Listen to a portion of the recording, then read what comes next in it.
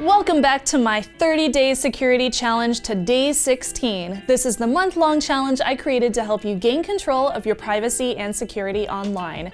You can follow along at my blog, snubzy.com, where you can skip ahead or download the checklist of each challenge. Each video is also curated into an awesome little playlist, so it'll be easy to follow along from day 1 through 30 all the way here on youtube.com/TekThing.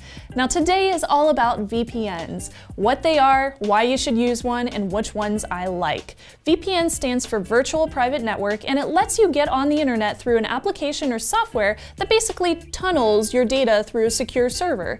If a VPN is done right, it secures data from your computer to the VPN server in an encrypted fashion and could potentially hide what you're doing from your ISP or other agents.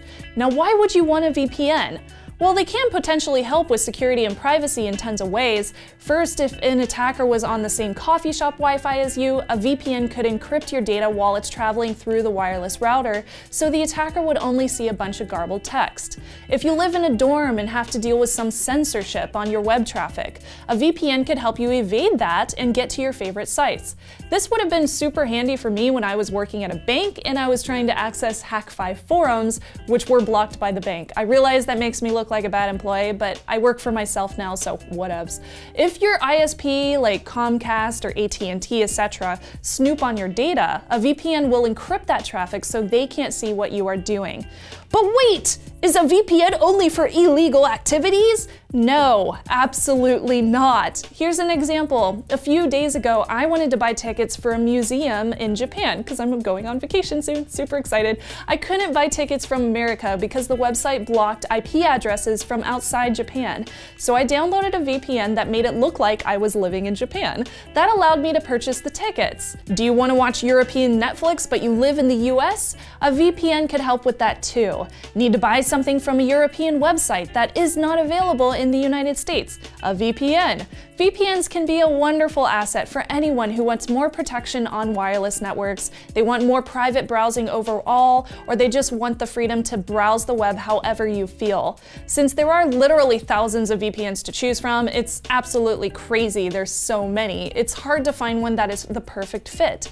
I could name my preferred VPNs, but they may not work for your specific needs. You should choose what feels right for you, not what somebody on the internet tells you to use. But I can give you some pointers on how to choose one. So first off, assume that free VPNs are not always actually free.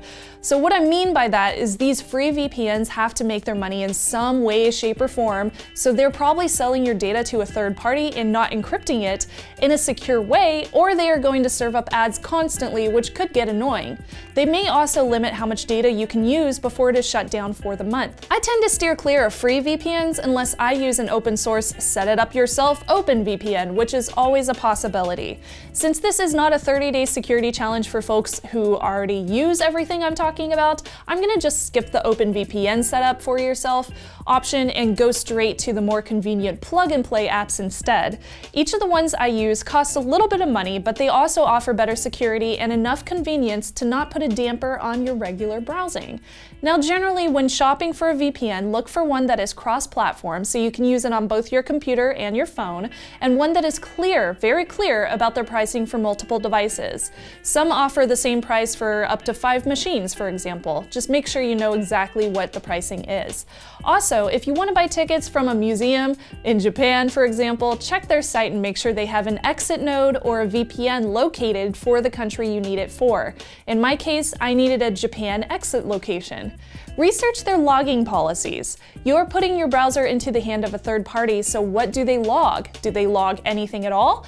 Times that you were using the VPN, websites that you're visiting, your login, credit card, location, and address data? You want to make sure that you're choosing a good one. Why would you not want to use a VPN? Well, a VPN service needs to be trustworthy, and some go out of their way to log your data. This is why I stick with 1 or 2 options that cost some money and they have a clear data retention policy. VPNs can slow down your traffic as well. If you already have decent speeds, you may not notice, but a very, very slight decrease. These will definitely vary for your budget and privacy needs, so while searching for one, you can check out sites like thatoneprivacysite.net and torrentfreak.com for great lists of VPN VPN providers that are privacy conscious and convenient for consumers. My favorites? I like sticking to a user-configured VPN on OpenVPN Connect and then browsing through that, but creating your own obviously can get complicated. So for quick and easy options, I stick with Private Internet Access VPN, which costs a little bit of money but allows me to use multiple devices, tons of exit nodes, and they have detailed privacy options to choose from. I mentioned them before. And this one can also be a little complicated to set up, especially since you don't set a username, it generates one for you. But once set up, you can just click connect and get on your VPN. But the mobile app is really painless. It has this giant status button that you can switch on at any time, so I really like that fact.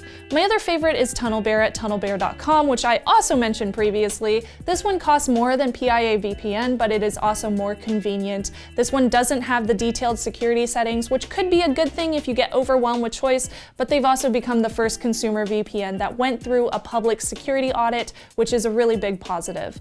These can be set up automatically to connect to the VPN upon startup on your computer or your smartphone, so I'm never browsing without my VPN tunnel turned on. And that is a security plus. I don't even have to think about it. Obviously, there are tons of other VPNs out there, so choosing which one is best for you will be a very personal choice. So I won't go as far as to say, this one is the one that's perfect for you. I use it, so you should definitely try mine. Make your own choice on a VPN, but first and foremost, make sure to do the research on the one that you choose.